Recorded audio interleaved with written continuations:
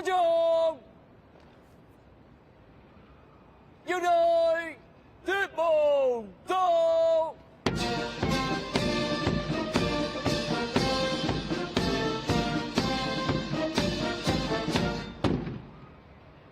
团体的人，这里。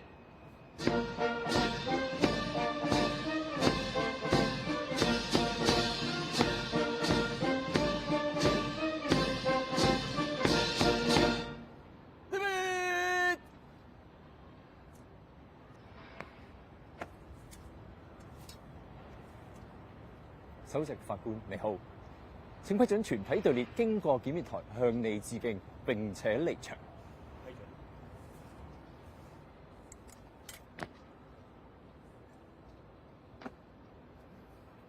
要來向右轉，要來不中。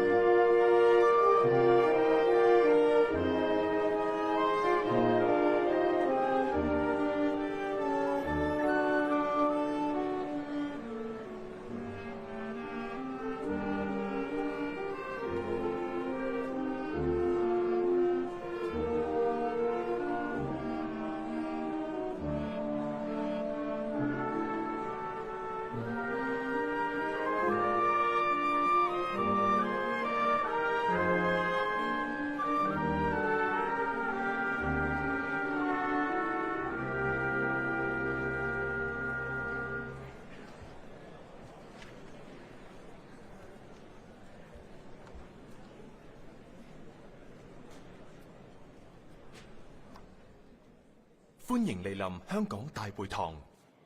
為免影響演出，請將手提電話轉為靜音模式，並關掉其他響鬧或發光嘅裝置。為咗令演出者不受干擾，使觀眾得到愉快嘅觀演體驗，演出過程中嚴禁拍照、錄音或錄影。喺唔影響其他觀眾嘅情況下，謝幕時可以拍照留念。多謝合作。Welcome to the Hong Kong City Hall. To avoid disturbance, please set your mobile phone on silent mode and switch off other beeping or light-emitting devices. To ensure an undistracted performance by artists and an enjoyable experience for the audience, photo taking, audio or video recording is strictly prohibited when the performance is in progress, while photo taking without affecting others is allowed at curtain calls. Thank you for your cooperation. 欢迎莅临香港大会堂。为免影响演出，请把手机调至静音状态，并且关掉其他响闹或发光的装置。为了让演出者不受干扰，让观众获得愉快的观演体验，演出过程中严禁拍照、录音或录像。在不影响其他观众的情况下，谢幕时可以拍照留念。感谢您的配合。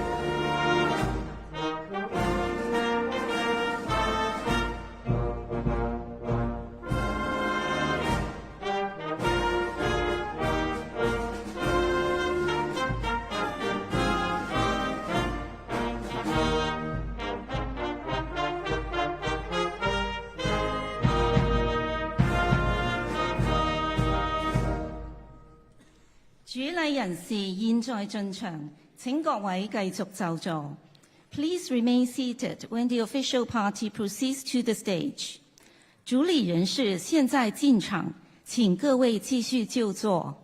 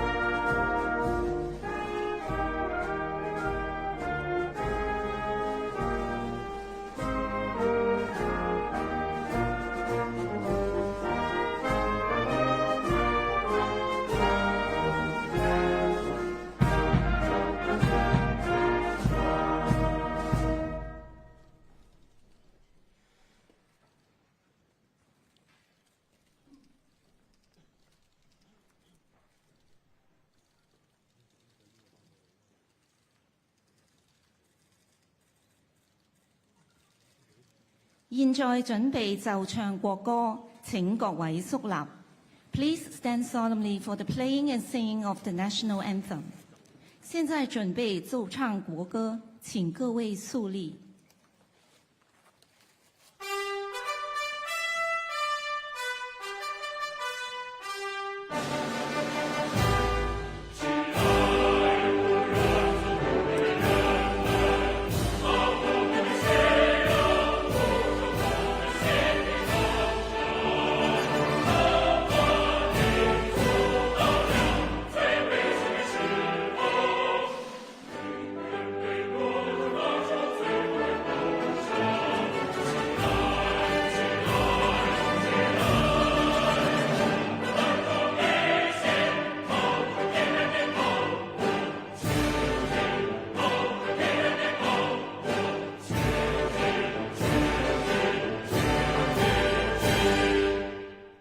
請各位就座 ，Please be seated。請各位就座。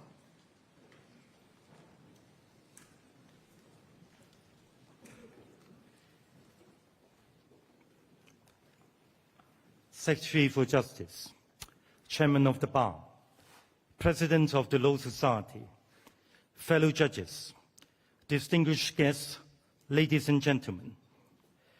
On behalf of the Hong Kong judiciary, I extend a very warm welcome to all of you to the ceremonial opening of the legal year.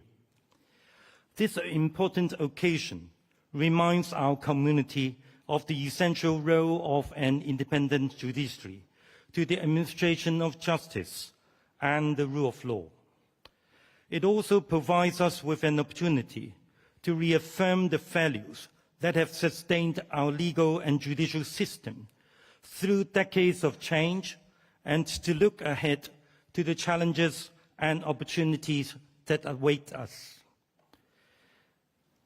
The rule of law is the foundation on which Hong Kong has built its reputation as an international financial hub, a safe and fair place to do business, and a city where the rights of the ordinary people are protected.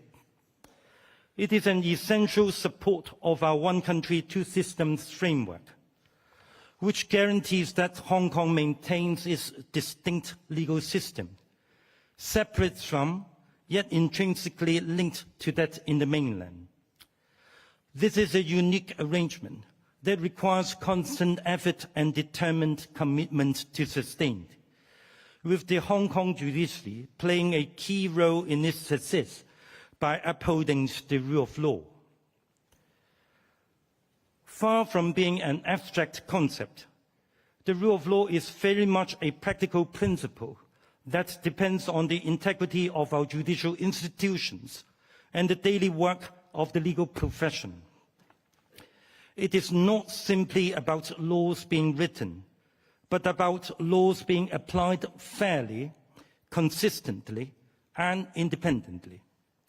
Indeed, Hong Kong's legal and judicial system has earned its international recognition, not just because of the quality of its laws, but also for the quality of the courts and the legal professionals who serve them.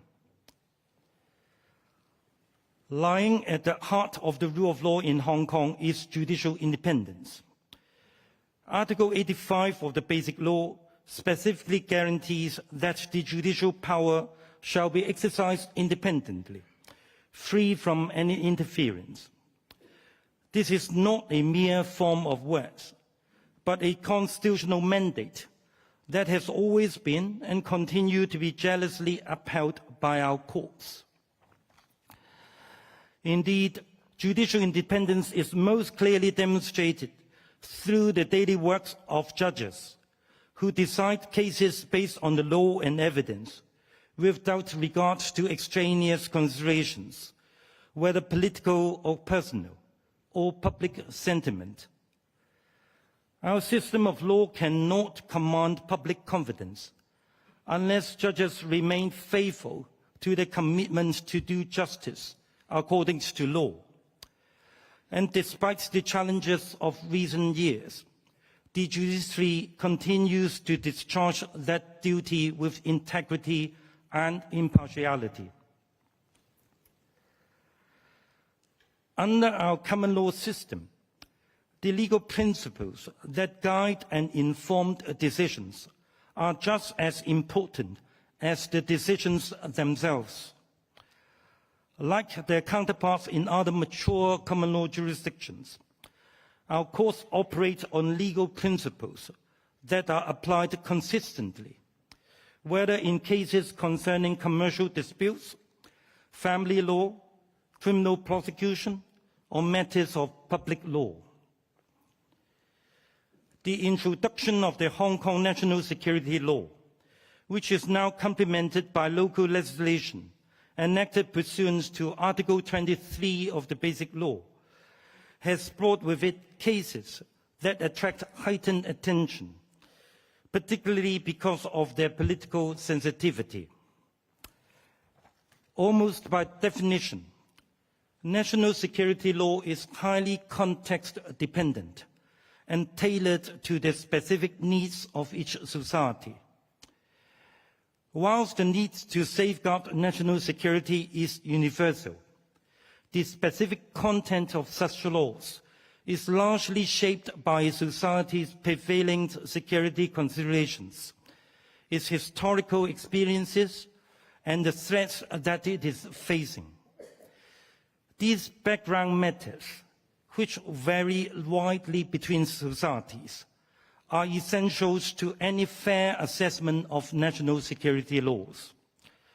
Hong Kong's laws are no different.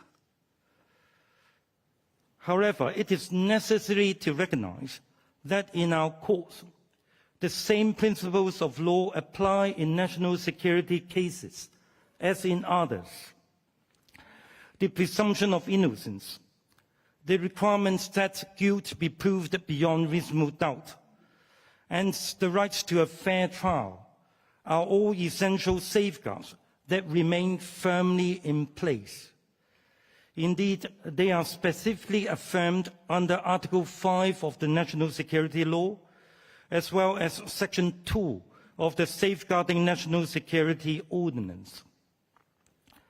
Our courts do not merely pay lip service to these fundamental principles. Judges at all levels are expected to, and indeed do adhere to them in the adjudication of cases. As mentioned, the rule of law in Hong Kong exists within a unique constitutional framework, the one country, two systems arrangement.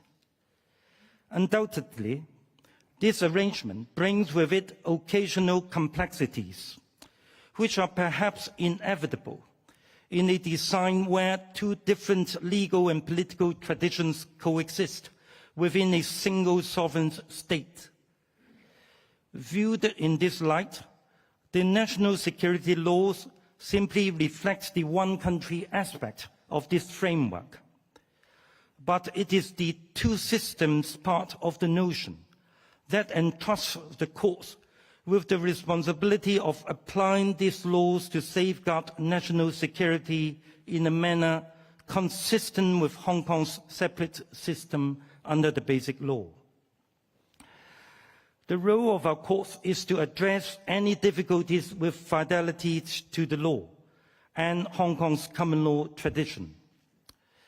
The task is not without its challenges, but it is one that the judiciary is well equipped to meet. Admittedly, as in other jurisdictions, a tension often exists between protecting basic rights and safeguarding national security, both of which the judiciary is firmly committed to upholding. The protection of basic rights is not a simplistic, one-dimensional issue.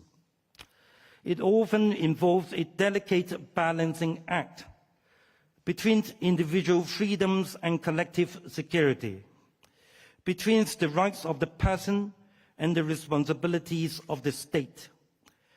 Striking the right balance can be challenging, and outcomes in individual cases may be contentious at times. Nor is the interpretation or application of newly enacted statutory provisions always straightforward.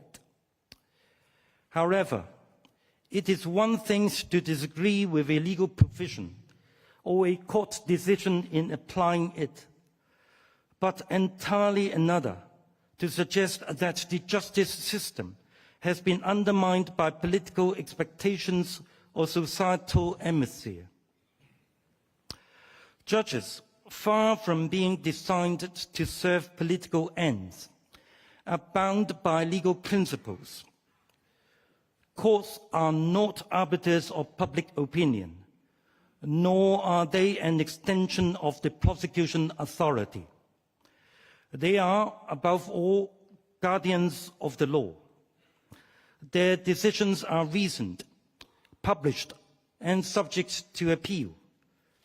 It is through this process that the rule of law is upheld. Indeed, the courts remain accountable through the legal process itself. Not only are hearings conducted in the open, but decisions are also subject to appeal, and the appellate courts, including the Court of Final Appeal, continue to provide oversight and ensure that the law is applied fairly and consistently. This process of scrutiny is a fundamental aspect of judicial accountability. It ensures that legal arguments are fully tested, that errors can be corrected, and that the law is developed and applied in a principled and coherent manner. The right to appeal, along with the transparency of judicial reasoning, is a safeguard that reinforces public confidence in the administration of justice. In Hong Kong, the court's constitutional role in administering justice fairly and in accordance with law is greatly assisted by a strong and independent bar that our community is fortunate to have. Barristers have a special role as defenders of the rights and interests of their clients. Whether representing clients in constitutional challenges, judicial reviews, national security matters, or in more routine commercial disputes, barristers, along with their instructing solicitors, help ensure that the law is applied consistently and accurately. The two branches of the legal profession serve as a powerful counterbalance to any potential overreach, assisting the courts to administer justice fairly and impartially. From a broader viewpoint, national security cases form but a small fraction of the work of the courts. The judiciary is tasked with administering justice across a wide range of areas that are critical to the proper functioning of society and the economy. To take the Court of Final Appeal as an example, in the past 2 years alone, it has adjudicated on cases of considerable significance across diverse areas of law. These include, for instance, anti-money laundering legislation, arbitration, equality claims involving same-sex relationships, insolvency, legal professional privilege in legal aid applications, and serious criminal matters such as murder and unlawful assemblies. The court has also heard appeals concerning building management, jury directions in criminal trials, magistracy appeals, revenue legislation, and trust law. This breadth of subject matter, which is even more evident at the High Court level, attests to the judiciary's central role in dispensing justice across nearly all facets of societal activity. But not only that, the jurisprudence of the Hong Kong courts continues to command high respect in other common law jurisdictions. In a recent judgment, the Judicial Committee of the Privy Council sitting in London referred to and discussed no fewer than 6 Hong Kong decisions from the past few years, including one from the Court of Final Appeal decided in 2023, when determining insolvency issues raised in an appeal before it. This is mentioned not for reasons of self-promotion. After all, our courts regularly refer to overseas judgments, but to emphasize that Hong Kong is a sophisticated and vibrant common law jurisdiction, with the remit of its courts extending well beyond politically charged cases. The courts are engaged in the steady day-to-day work of resolving disputes, protecting rights, and ensuring the proper functioning of Hong Kong as a highly developed modern city that over 7 million people call home. Some of our court's decisions, no doubt, have significant jurisprudential value, attracting attention and citation in common law courts abroad. But many decisions are more mundane, yet no less important, as they address the everyday legal concerns of ordinary people and businesses. To focus solely on high-profile cases concerning national security or public order, and to draw sweeping conclusions about the state of the rule of law or judicial independence in Hong Kong from such a narrow perspective, is to misunderstand the full scope of the judiciary's role and work. It is also to overlook the fact that the rule of law in Hong Kong continues to operate robustly across a wide spectrum of legal areas, touching upon the daily lives and activities of individuals, businesses, and investors, both international and local.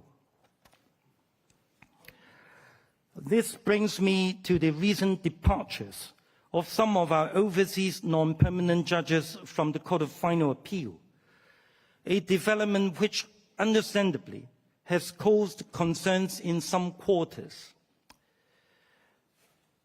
The historical rationale for the presence of overseas judges in our highest court is clear. In the 1990s, Hong Kong lacked senior judges with experience at the final appellate level. This posed a challenge for filling the judicial positions to be created following the establishment of the Court of Final Appeal in 1997 to replace the Privy Council in London as Hong Kong's ultimate appeal court. The appointment of distinguished overseas jurists as part-time, non-permanent judges to our highest court therefore addressed the inevitable shortfall and served the further purpose of instilling confidence in Hong Kong's judicial system in the post-1997 era. Over the years, the contributions of these overseas judges to the work of the court and to the upholding of the rule of law have been immense and have been rightly recognized. During this same period, through the efforts of many, the Court of Final Appeal has firmly established itself as a prominent final appellate court within the common law world. Now that more than 27 years have passed since 1st July 1997, Hong Kong has undoubtedly developed and nurtured sufficient legal and judicial talent to fill the highest judicial offices even in their entirety. Nonetheless, the system of overseas non-permanent judges remains of considerable value. Not only do our judges continue to benefit from the wisdom of these eminent jurists from abroad, but their presence also naturally enhances international confidence in our legal system. It is against this backdrop that the retirements of long-serving overseas judges due to age and other personal reasons, as well as the early departures of a handful of foreign judges on account of political or other considerations, must be understood. In this regard, the effect of the escalating geopolitical tensions in recent years cannot be ignored. Indeed, the orchestrated harassment and pressures to which some of our overseas judges have recently been subjected are as deplorable as they are indicative of how politicized the office of an overseas non-permanent judge on the court has now become. And it is this broader context, reflective of the underlying geopolitical tensions, that must inform an impartial observer's understanding of the current situation.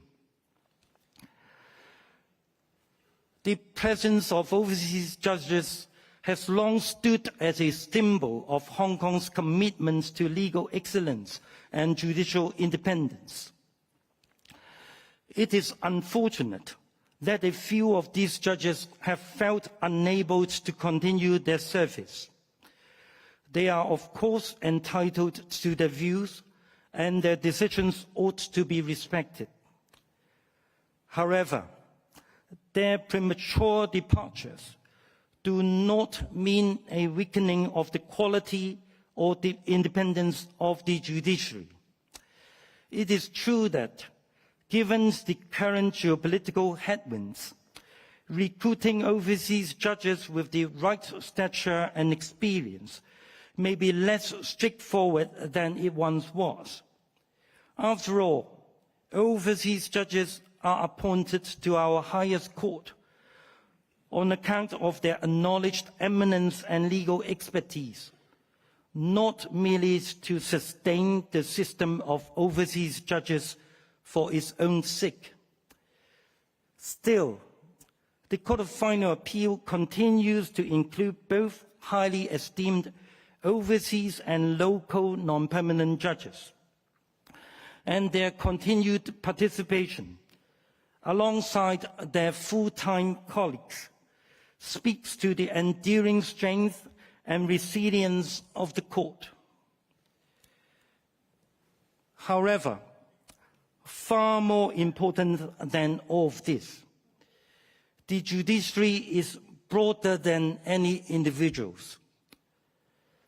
Judges come and go, but our system is built on legal principles, judicial precedents, and a robust structure that will continue to function. The presence or absence of individual judges, whilst important in its own right, will not undermine the integrity of the system. Our judges are well-trained, experienced, and capable of upholding the law, as they consistently demonstrate. This brings me back to our legal profession. The Hong Kong Bar Association, which recently marked its 75th anniversary, together with the solicitors branch of the profession, has long been a staunch defender of the rule of law. The judiciary has consistently recognized the importance of replenishing its ranks with talented, experienced, and principled practitioners from private practice. Many of Hong Kong's finest judges have come from the senior ranks of the bar, bringing with them extensive experience in litigation and a strong understanding not only of the law, but also of our common law tradition and values. The many ways in which the bar has contributed to the rule of law have been widely acknowledged, and rightly so. However, Perhaps at no other time in its long history has the bar's support for the rule of law, specifically through its senior members stepping up to serve on the bench, been more urgently needed than now. For the judiciary must continue to be infused with the expertise and dedication of those who have spent years in private practice, ensuring that the courts remain strong, independent, and trusted by both the legal profession and the public. At the same time, it is only right to point out that the judiciary has a capable pool of talent from within. Many of our judges have risen through the ranks with years of experience in handling complex legal issues. They have demonstrated their competence and their commitment to upholding the rule of law.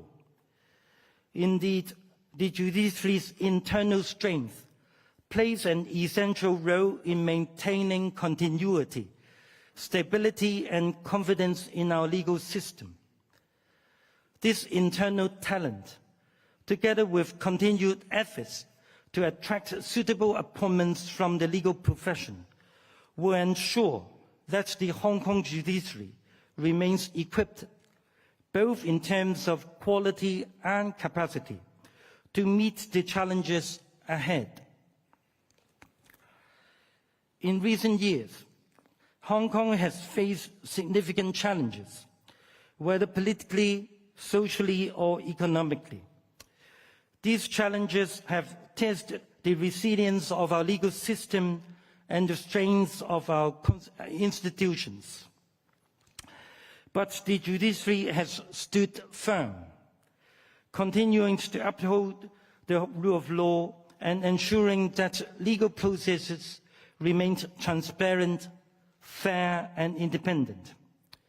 It is in these times of uncertainty that the judiciary's role becomes even more critical.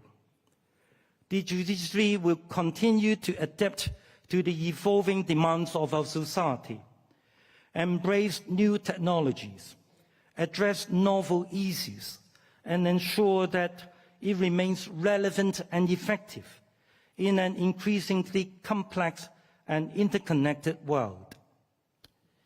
It only remains for me to wish you and your families good health and much happiness in 2025. The Chinese New Year being just days away, I also wish everyone here a very blessed Chinese New Year. Thank you.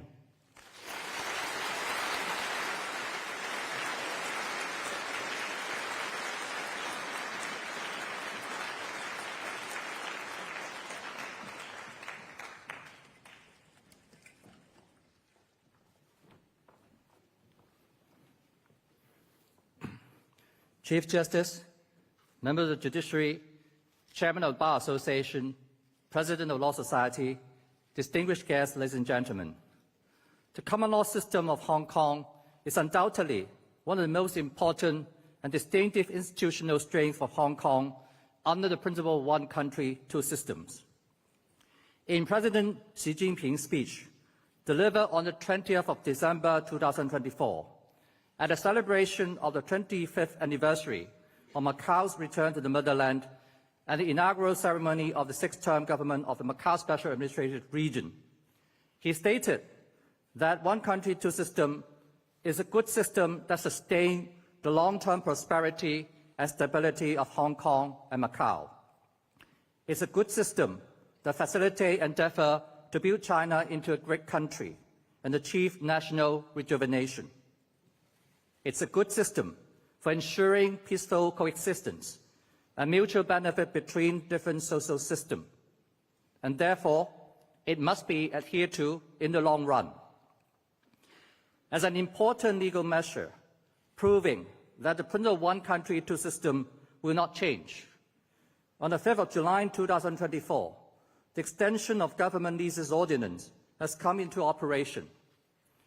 Under that ordinance, subject to a few exceptions, government leases which would expire on or after the 5th of July 2024 without any right of renewal may be renewed by operation of law for 50 years without any additional premium, which means that the term of these leases can be extended beyond 2047.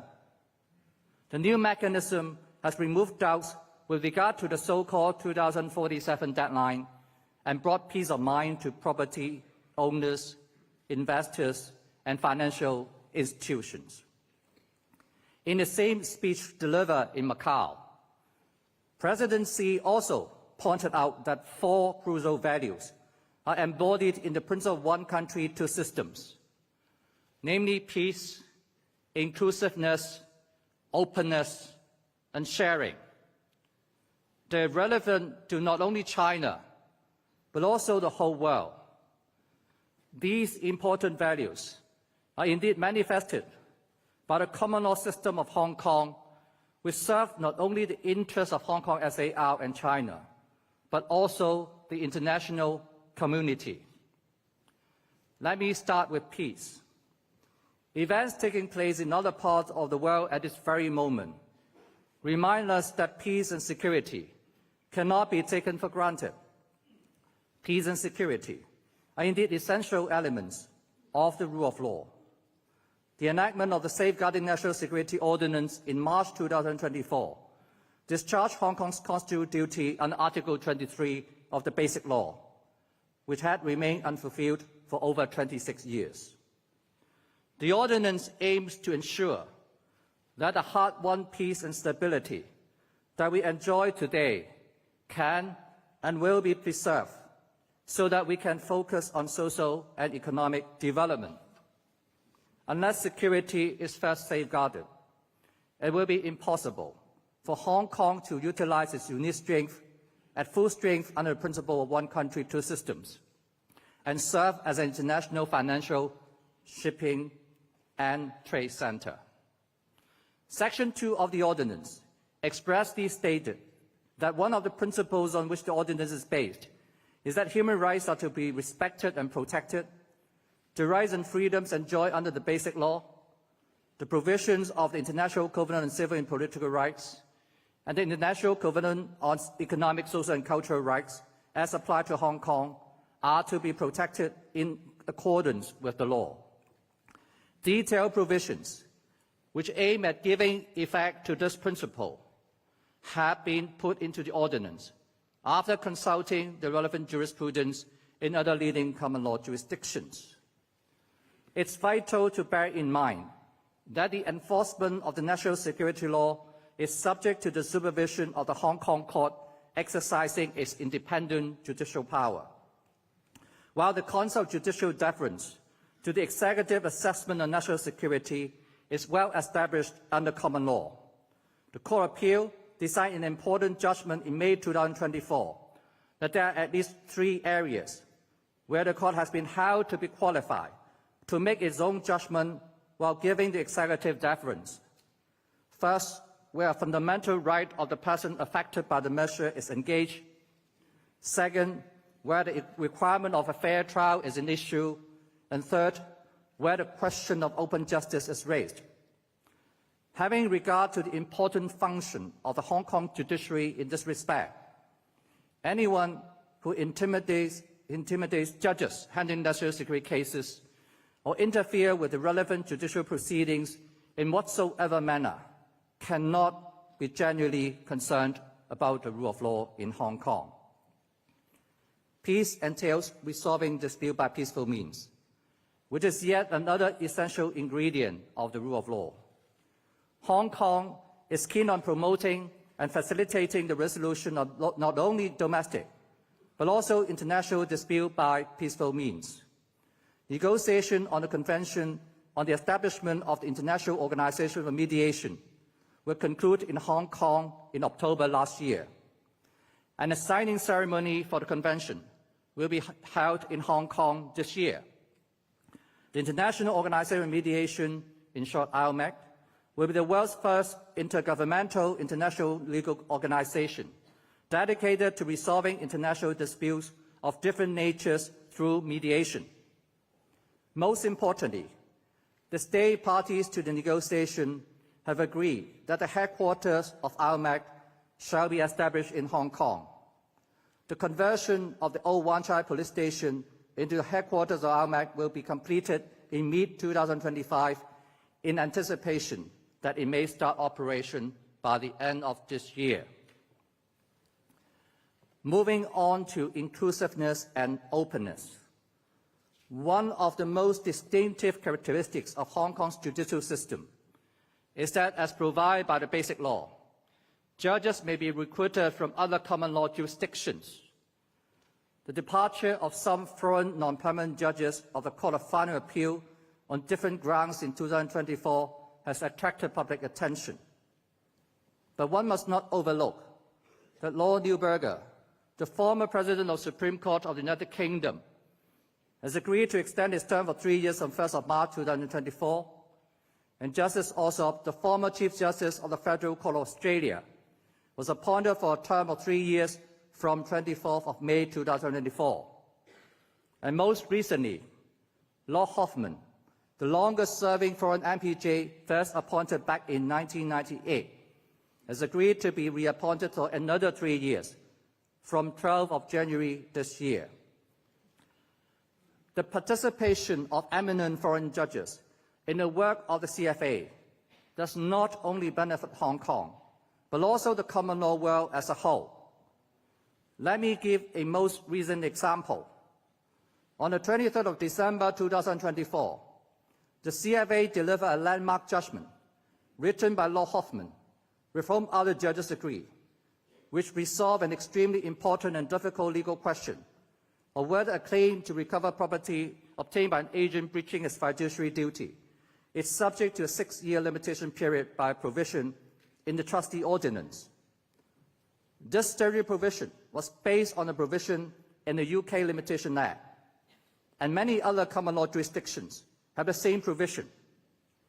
The judgment of the CFA has now become the most authoritative statement of the law in this respect, which will undoubtedly be relevant to and apply in other common law jurisdictions.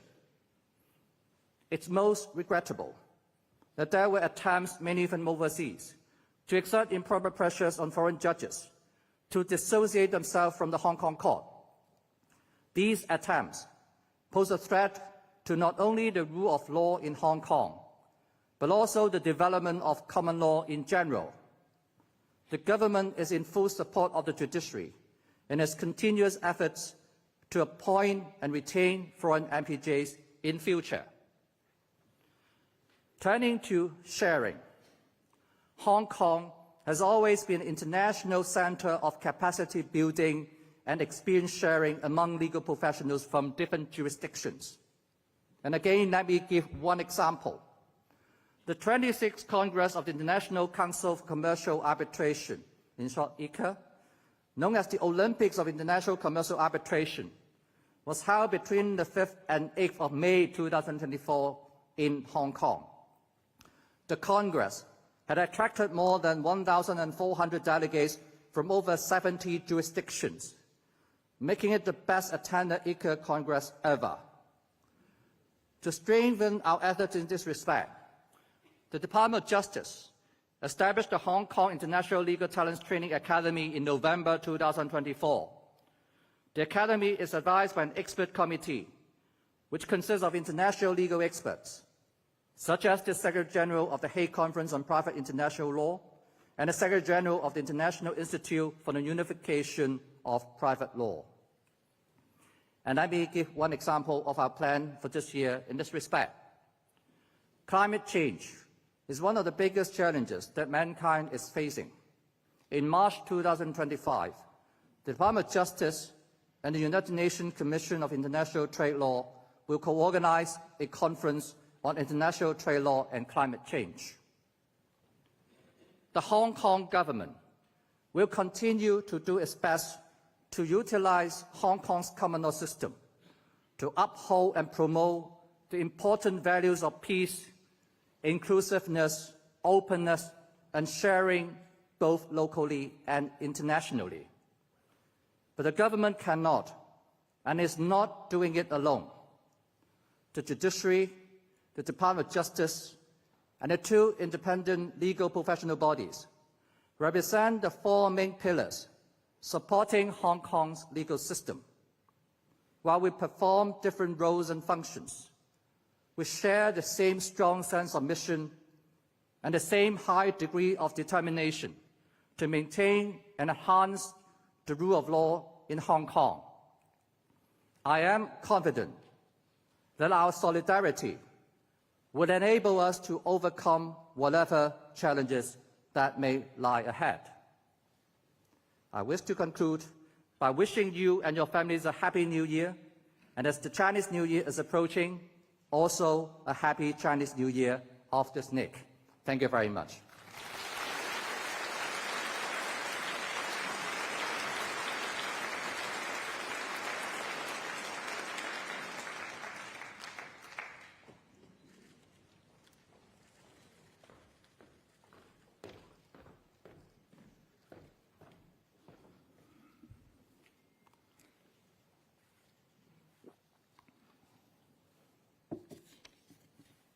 Chief Justice, Secretary for Justice, President of the Law Society, judges, distinguished guests, ladies and gentlemen. On behalf of the Hong Kong Bar Association, I would like to extend a warm welcome to you for attending our ceremonial opening of the legal year. The English counterparts to our ceremony can be traced back to the Middle Ages, when judges gathered to pray for guidance at the start of the legal term. The ceremonial opening in Hong Kong itself dates back to the early years of the 20th century. Usually held on a Monday in January each year, our ceremonial opening does not include prayer, though a joint religious service for the new legal year often takes place earlier on the same day. All of this reflects the enduring value of our gathering as a community, to look back on the past year and to share our vision for the future. As chairman of the bar, my predecessors and I have had the privilege of sharing our thoughts on this important occasion throughout the years. 2024 was an eventful year for the legal community in Hong Kong on multiple fronts. We started the year with the consultation and enactment of the legislation under Article 23 of the Basic Law, which I shall return to in a moment. In addition, trials of a number of high-profile national security cases have either been concluded or are ongoing. Some of the defendants have been exercising their rights to appeal, and these cases have generated significant public interest. The past year also saw the departure of a number of our overseas non-permanent judges of the Court of Final Appeal, triggering renewed debate over the composition of our apex court. On a more upbeat note, the appointment of Mr. Justice Alsop to the top court in May was warmly welcomed by the profession. While much press attention has focused on criminal cases over the past year, our courts have continued their vital role in the development of jurisprudence in a wide range of other important legal areas. This is reflected in the work of the Court of Final Appeal, which has had a remarkable year, ranging from clarifying the law on quis-quo trust to considering the constitutionality of our anti-money laundering legislation. Our top court continues to hand down groundbreaking decisions that are cited across the common law world. In 2 major judgments that have been welcomed by different sectors of our community, in November last year, our apex court ruled that same-sex couples should have equal access to public housing as other families, whilst also affirming equality of inheritance rights for the minority group. 2024 was also a year where the bar had the opportunity to reflect on its role and responsibilities in Hong Kong. This was a year where we celebrated the 75th anniversary of the Hong Kong Bar Association. Although barristers, as a separate branch of the profession, were already practicing in Hong Kong as early as 1844, our professional association was not formed until 1949. Our anniversary was not only a good reason to wine and dine, but also gave us the opportunity to reflect and to remind ourselves of our core values and roles as a professional body. An important aspect of our work is to look after the well-being of our young members and the fostering of a sustainable environment for them to develop and flourish as independent advocates. To this end, it is important to remind our young members that the bar is no mere business or enterprise, but a profession, a calling and responsibility to something of far greater value than just ourselves and our practice. As the Honourable Mr. Andrew Lee, the first Chief Justice of the HKSAR, wrote recently in our publication, an independent legal profession is essential to the rule of law. The challenge for the leaders and members of the bar is to adapt and manage change in a forward-looking and dynamic way. As has been widely observed, it is not the strongest or the most intelligent who survive. It is those who are most adaptable to changes that are able to survive. But at the same time, it is of cardinal importance that the bar must remain dedicated to and unwavering in upholding its fundamental values as an honourable profession, with its deep commitment to the rule of law, with an independent judiciary, and ensuring justice for all. The bar has taken its societal role most seriously throughout the years. A recent example is the role our members played in the consultation process on our domestic national security legislation under Article 23 of the Basic Law. In early 2024, our government discharged an important constitutional obligation that was written into our Basic Law before 1997. During the consultation, the government proactively sought the views of the legal profession, and the bar played an active role in commenting on the legislative proposal. Our report commented on every major aspect of the proposed legislation and sought to highlight the similarities and differences with comparable legislations in other jurisdictions. I thank our members who worked around the clock on this project, and also staff from our Secretariat who worked tirelessly in producing our report within the month. At the end of the day, some of our views were taken on board and others were not. Providing candid, constructive comment is of course important and part of the very purpose and value of consultation. We had no hesitation in supporting the Secretary for Justice when his position was agreeable. At the same time, we would likely have failed in our duties if we saw eye to eye with him on each and every subject. Going forward, I trust that our views will continue to be treated with respect when we disagree, keeping in mind as always that we're each deeply committed to the well-being and flourishing of our community. As we are all aware, Hong Kong faces some stiff macroeconomic headwinds. As our government grapples with these challenges, we should not forget that the common law and our machinery of justice are pivotal to the success of Hong Kong and to our constitutional order.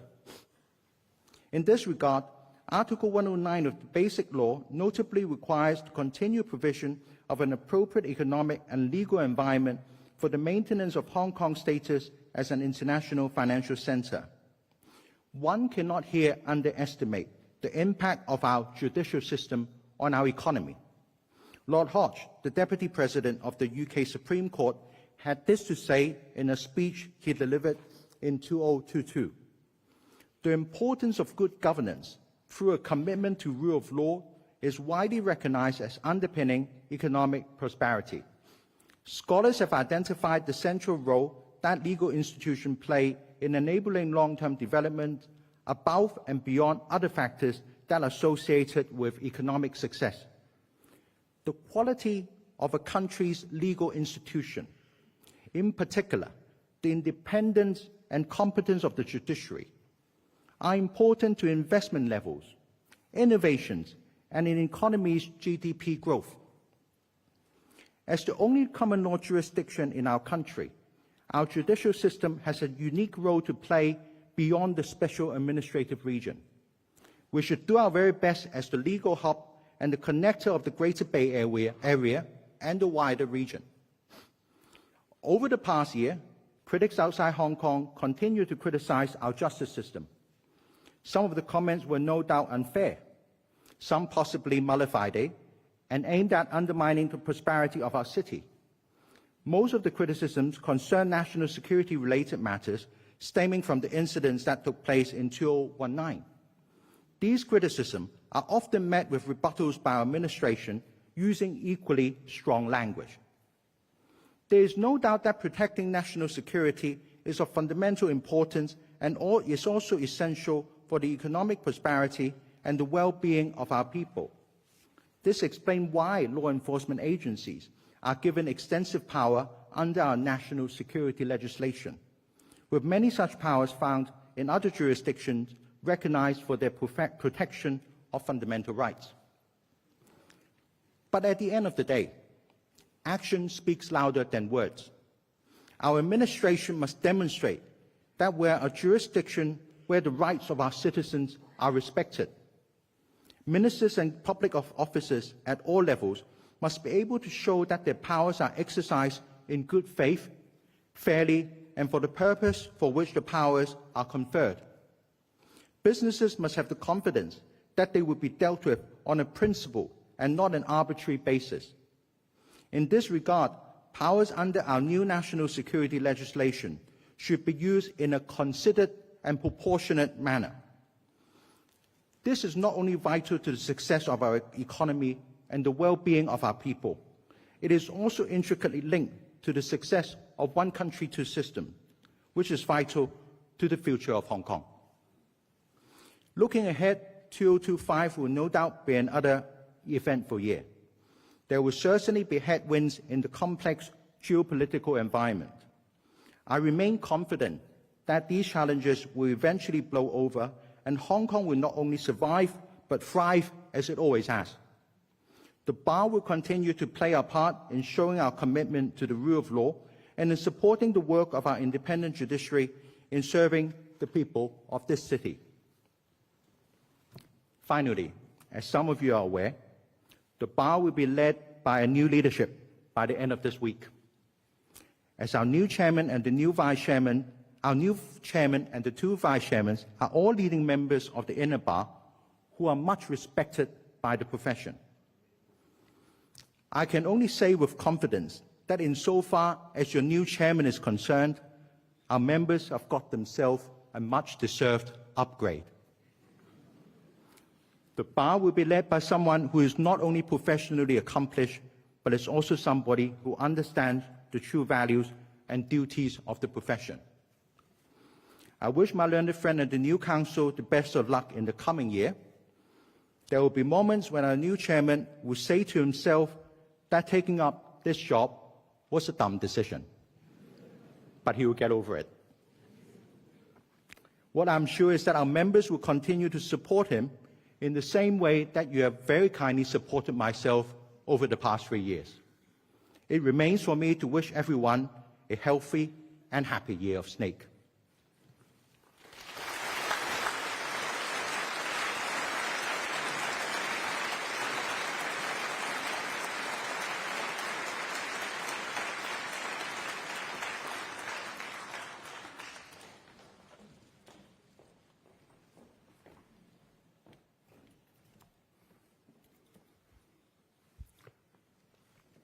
Good afternoon, Chief Justice, Secretary for Justice, Chairman of the Bar, members of the Judiciary, members of the legal profession, distinguished guests, both local and overseas, ladies and gentlemen. The ceremonial opening of the legal year is the most important annual event for the legal profession. May I first extend a warm welcome to all distinguished guests and express my gratitude to all those who have traveled long distance to support us. I'm immensely honored to address you in my capacity as President of the Law Society of Hong Kong for the first time. In the inaugural speech of our first Chief Executive of the Hong Kong Special Administrative Region on 1st of July 1997, Mr. Chung Chee Kwa said, quote, "The resumption of sovereignty over Hong Kong under one country, two systems is an ingenious and novel concept. We, as one nation and one people, will implement the one country, two systems concept. It is entirely within our prerogative to make it work." End of quote. Around that time, an international best-selling news magazine proclaimed on its cover the death of Hong Kong, with a conclusion that Hong Kong would lose its position as an international financial center after the handover. Looking back now, for more than 2.5 decades. Although one country, two systems faced many challenges, it has worked well. Hong Kong ranked third globally and first in the Asia-Pacific region in the Global Financial Centers Index, GFCI, 36 report, jointly published in September 2024 by Seth Yan from the United Kingdom and the China Development Institute from Shenzhen. The basic law of the Hong Kong Special Administrative Region of the People's Republic of China, our constitutional document, has provided the constitutional basis upon which Hong Kong has continued to protect its capitalist system, as well as the way of life and the rights and freedoms of its residents. With regard to the legal system, Hong Kong continues to be a common law jurisdiction under the principle of one country, two systems. The basic law expressly provides that the laws previously in force, including the common law, shall be maintained, except for any that contravene the basic law and subject to any amendment by the legislature. Judicial independence is expressly provided under Article 85 of the Basic Law, and the common law continues to thrive. President Xi has reassured time and again, and recently at the inauguration ceremony of the sixth-term administration of the Macau Special Administrative Region on 20 December 2024, that the policy of one country, two systems is here to stay. President Xi has nevertheless looked at one country, two systems has entered a new era. Under this new era, the legal profession, which forms the backbone of society, should reflect on its role and contribute its fair share in making the unique policy of one country, two systems shine even brighter than before. In recent years, geopolitics has intensified. Some parties have made unsubstantiated comments that seek to influence public opinion regarding our well-established systems, which can overshadow the realities of our governance. Since assuming the presidency in June 2024, I have conducted official visits to various countries and cities, including the UK, Australia, and France. Throughout these discussions, Hong Kong has constantly been a focal point. While some comments arise from a genuine interest in the current situation in Hong Kong, it is regrettable that many remarks can be oversimplified and root in misconceptions, often shaped by incomplete or, at times, biased media coverage. I call upon every member of our profession to take on, in this new era, an educating role. Whenever a suitable opportunity arises, to correct misunderstandings of our governance systems reflected in some public commentaries. Let me clarify. For instance, some serious misinformation regarding alleged unchecked executive power under one country, two systems. Under the Basic Law, the functions and powers of the executive authorities of the Hong Kong Special Administrative Region are expressly provided in Article 62. Further, Article 64 of the Basic Law provides that the executive authorities must abide by law and be accountable to the Legislative Council. Where the executive authorities are alleged to have improperly acted beyond their legal power, there are legal procedures which aggrieved parties can adopt to seek remedies in accordance with the law. Examples of the legal procedures taken out to challenge executive actions and decisions are abundant in Hong Kong. Judgments of these legal challenges with detailed reasoning are all publicly accessible. Another educational point that I would like to highlight is equality before the law, a core principle embodied in the rule of law as articulated in Article 25 of the Basic Law. Under this principle, all individuals who breach the law will face justice through our independent legal and judicial systems, regardless of their status. No one is above the law. Our courts adjudicate impartially on the legal and factual issues involved in each case according to the law, regardless of the nature of the controversy or the parties involved. If a party is dissatisfied with a court's ruling, there are legal avenues available, including the right to appeal. It is essential to remember that public commentary on cases currently under trial or appeal is inappropriate, as it undermines the sub judice principle. Comments made with the intent to pressure judges to deliver a specific outcome blatantly distort the course of justice and are a direct affront to the rule of law. Another aspect of the legal profession's role under this new era that can be enhanced is the scale and impact of this world. Think big. Under one country, two systems, Hong Kong SAR is the only common law jurisdiction in China and the only English-Chinese bilingual jurisdictions in the world. Hong Kong lawyers proficient in both Chinese and English, proficient in both languages, play the role of super connectors between the mainland and international clients. Coupled with extensive international experience, familiarity with global standards, and an expansive global network, we actively address complex legal challenges. With this distinctive advantage, the legal professions possess all the necessary qualities to think big.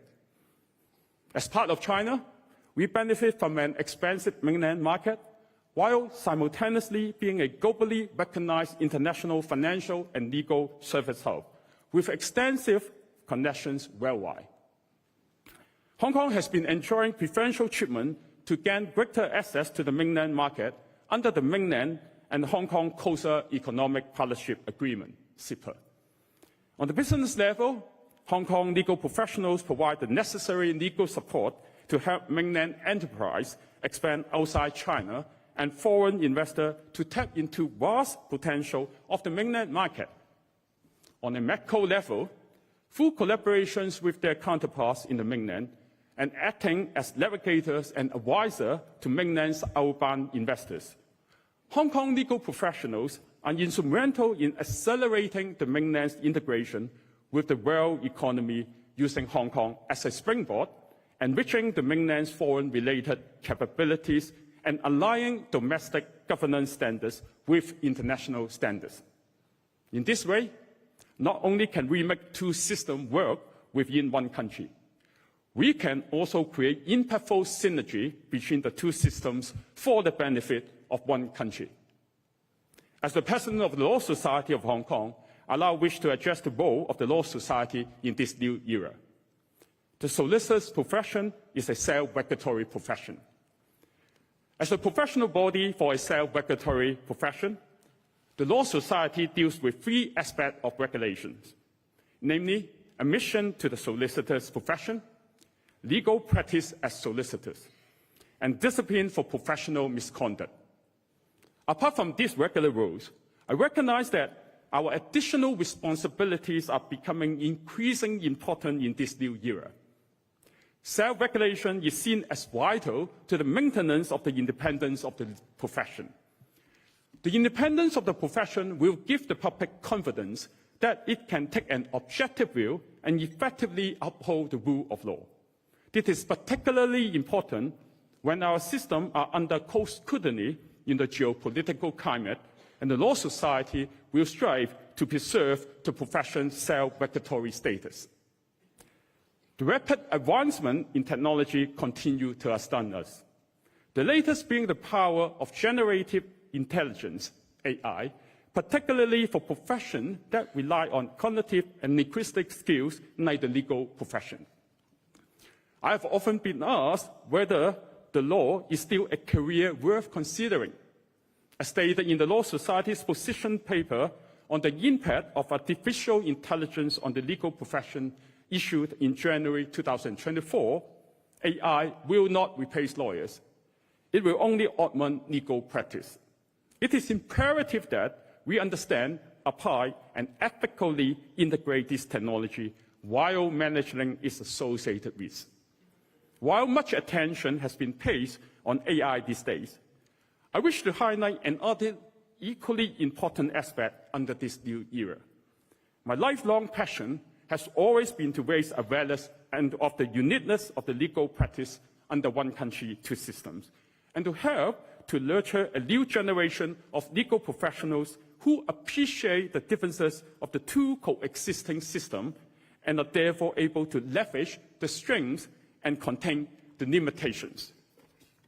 I believe cultivating this cadre of superconnectors through educational programs and professional exchange is an important long-term strategy. The Law Society has organized many youth activities facilitating exchange and interaction between the two jurisdictions to deepen mutual understanding of areas where the two can complement each other to create greater impact. During my recent duty visit to the UK in October 2024 for the opening legal year, I had the privilege of hosting a sharing session with the Economic and Trade Office. It was inspiring to meet students studying abroad and who expressed their commitment to returning to Hong Kong to practice law after their studies.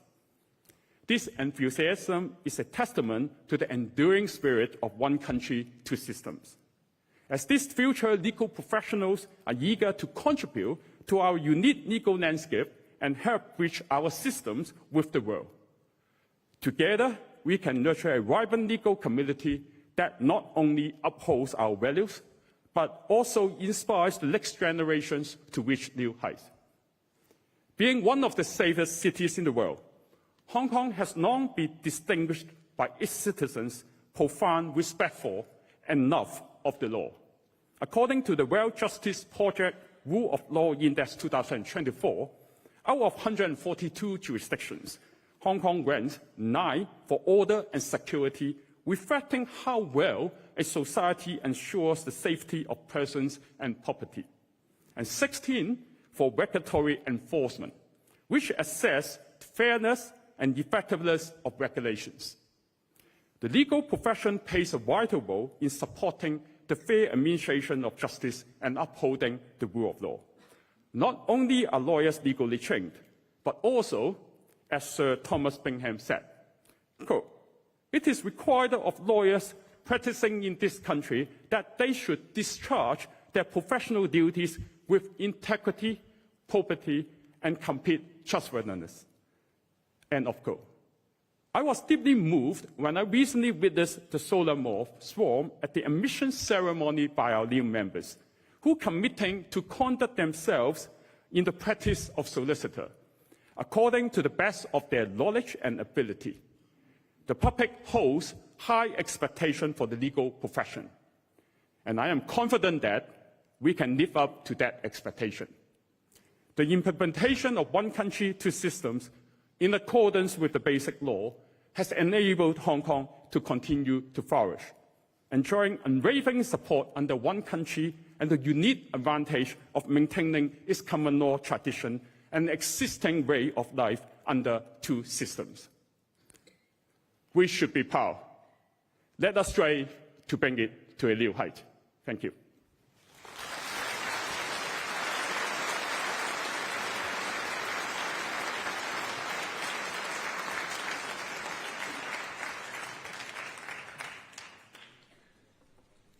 主禮人士即將離場，請各位繼續安坐，至主禮人士完全離場。Please remain seated until the whole official party has exited from the hall. 主禮人士即將離場，請各位繼續安坐，至主禮人士完全離場。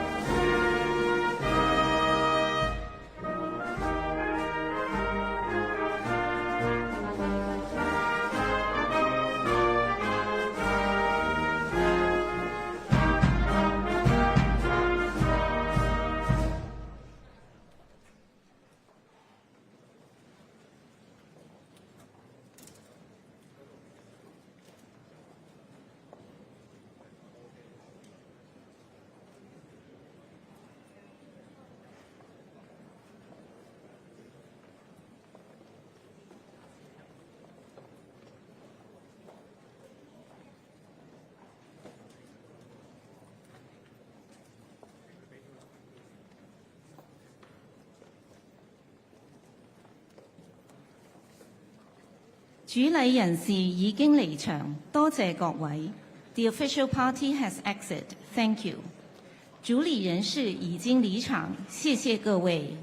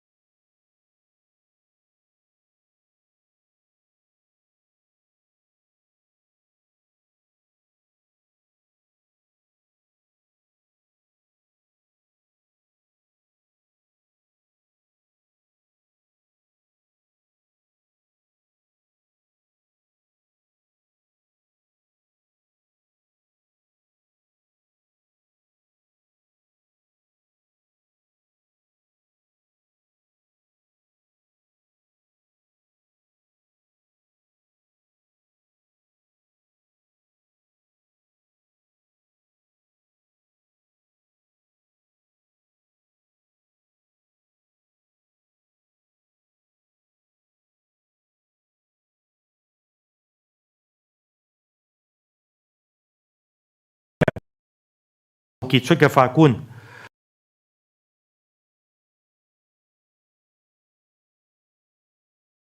好説明法院具備持久嘅同埋承受挑戰嘅能力。但係比呢一切更重要嘅係，人更宏大。個別法官離任，因為我哋嘅制度係建基於法律原則、判案先例同埋穩健嘅架構之上嘅。最後，我呼籲一眾入行多年嘅資深大律師積極投身法官行列，以行動支持香港法治。佢哋同司法機構內部嘅人才攜手，必定能確保司法機構具備優秀而且充裕嘅司法人才，應對未來嘅各種挑戰。咁啊，唔該晒 CJ。咁而家提問時間啦，請有意提問嘅記者舉手。咁我會示意邊一位發問。咁我同時會俾個咪你哋嘅。咁你哋請你哋講出係代表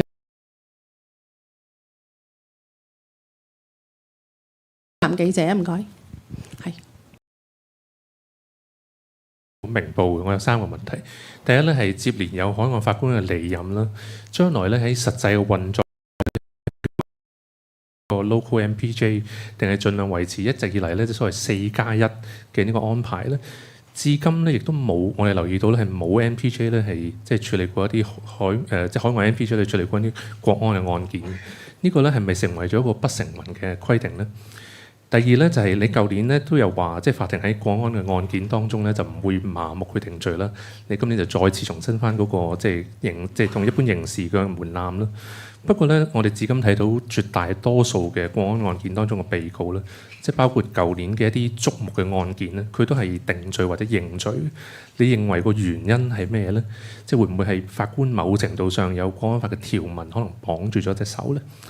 最後咧就係有啲外國嘅人士咧係會用政治犯去描述部分一啲案件嘅被告。你認為咧香港有冇政治犯咧？唔該。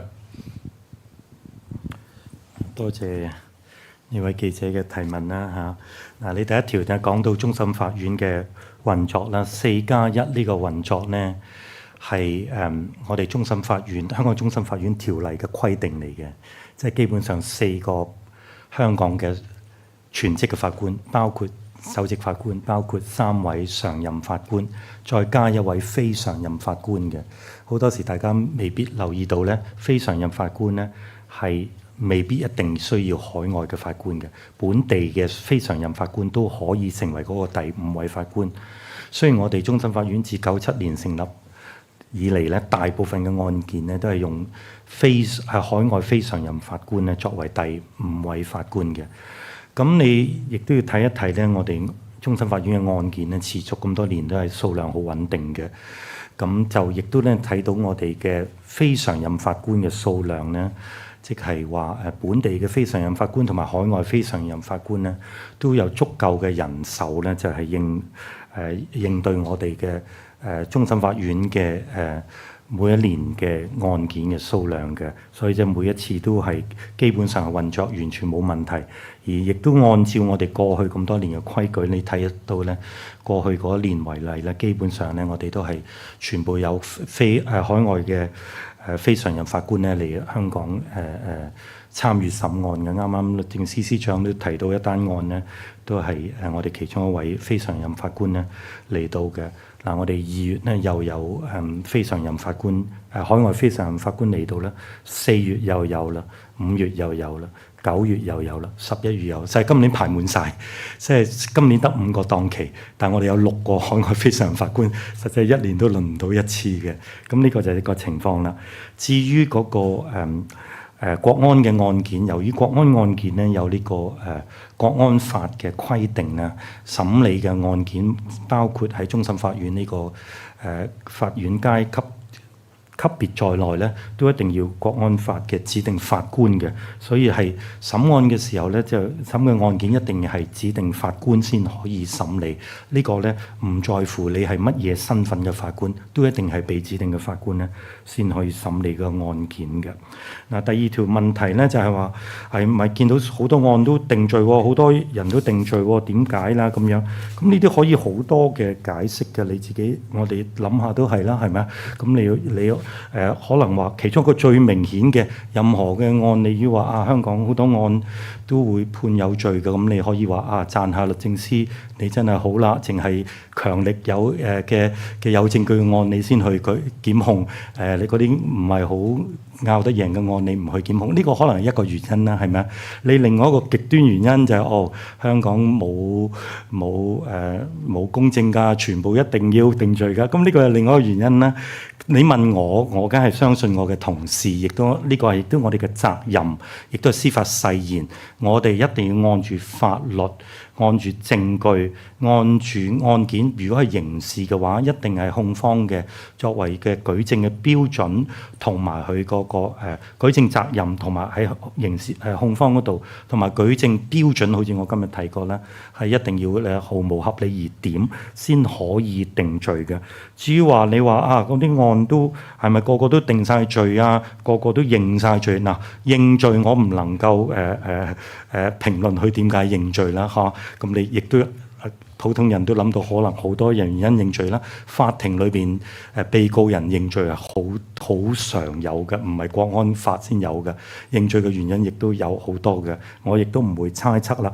定罪亦都係啦。嗱，你話定罪啦，亦都如果我唔會評論一啲案件啦，尤其是嗰啲審緊嘅或者係上訴緊嘅案件啦。但據我記得係一定係有人被判無罪嘅，亦都有上訴啊，兩方面都有上訴。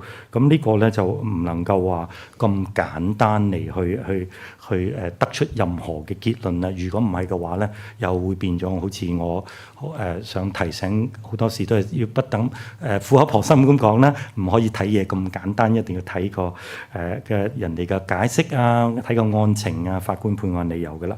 好啦，第三樣有冇政治犯？話外國話呢啲人係政治犯，嗱呢啲係形容詞啦，我唔評論人哋嘅評論。對我哋嚟講，法庭嚟講，只有與民事就原告人、被告人、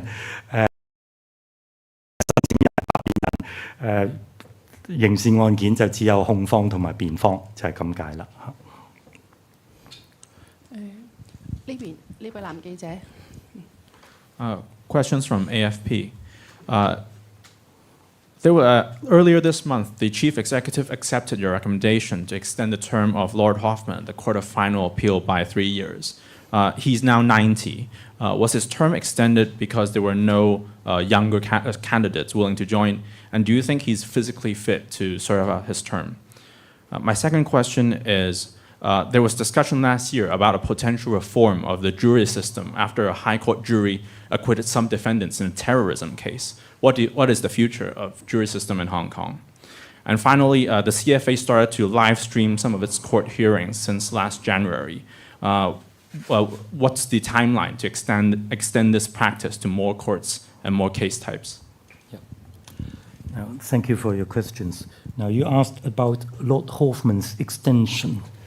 Lord Hoffman is the longest-serving overseas MPJ on the Court of Final Appeal. Now, if you have made background research, you know that he's over 90. He was 90 last year. His 91 birthday is coming up.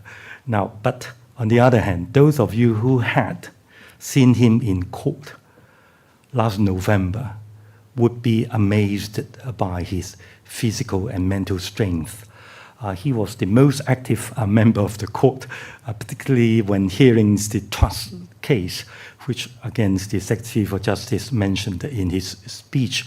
He asked quite a few questions of leading counsel for the appellant, who had an uphill task in persuading the court that the appeal should be allowed. And his questions were direct and to the point.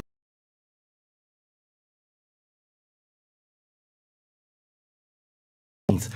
And if you know anything about Lord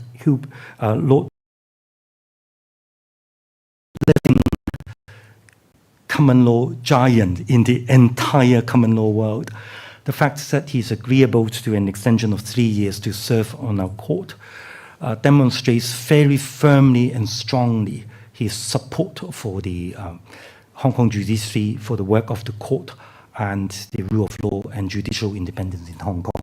Now, about his physical strength, now again, he's I don't know whether you know about it, he's extremely good a cyclist. He cycles from home to his chambers every day, which is not a short distance in the busiest city of London. And when he has time, I'm sure he wouldn't mind my revealing this, he undertakes long-distance cycling trip, which many of us, me included, would not even possibly dream of undertaking, not to say that we are physically capable of undertaking. So I'm sure he will have no problem. And he has expressed his strong wish to continue his work on the court. As to whether our needing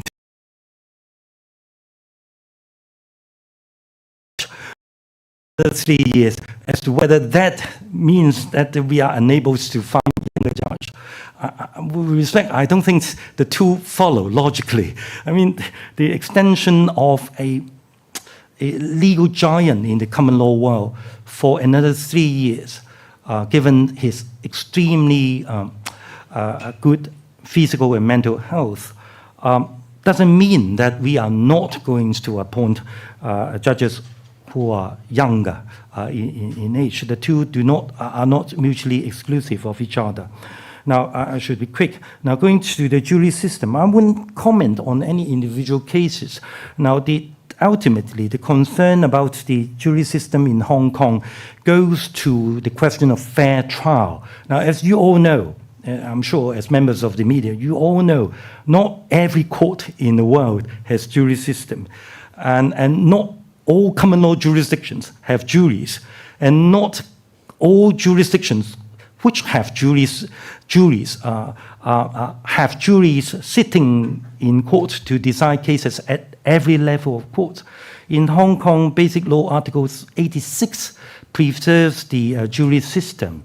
Now, it is a system which has been relied on or resorted to for a long, long time. Now, I'm not saying that there's no scope for improving the system, but thus far, apart from some views regarding whether the jury system is suitable for a particular type of case, I have not seen any suggestion by anyone, particularly not by the government nor by the Secretary for Justice, about any needs to reform the system. And I don't think it is a topic that requires immediate, or in fact should be put on the agenda, so far as I can see in the present circumstances. Now, finally, live streaming. Now, last year we live broadcast 4 appeal cases heard by the Court of Final Appeal. They were done by external contractors. The results, the response were very good. But the only thing is that it was quite expensive because outside contractor was engaged. And since then, we have purchased the equipment with the views to doing the live broadcast in-house. I'm glad to hear that, to say that the live broadcast will be resumed very soon this year. For the details, they will be announced very soon. So the live broadcast will be resumed and put on a more permanent basis at the Court of Final Appeal level. 我左手邊最後嗰個。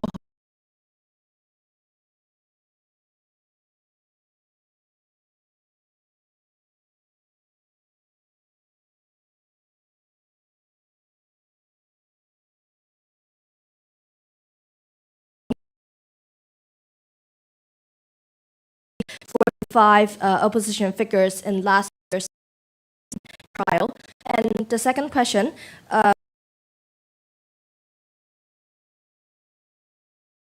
LGBTQ couples. So what is your response to lawmakers recognizing same-sex followed up same-sex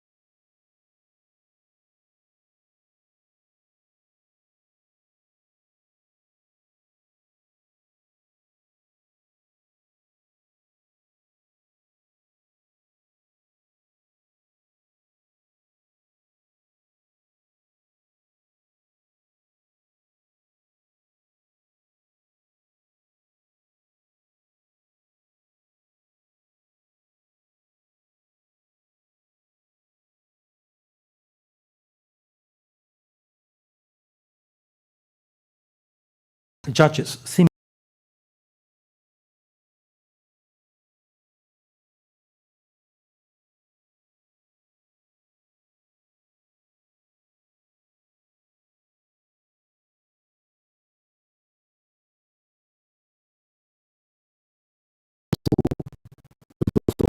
and to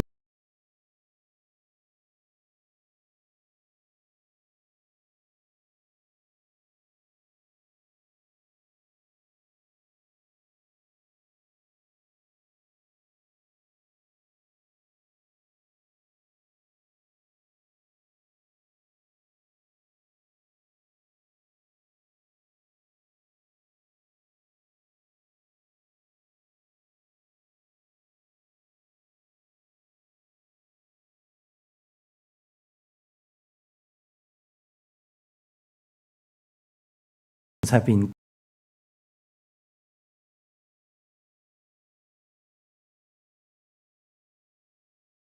to this claim.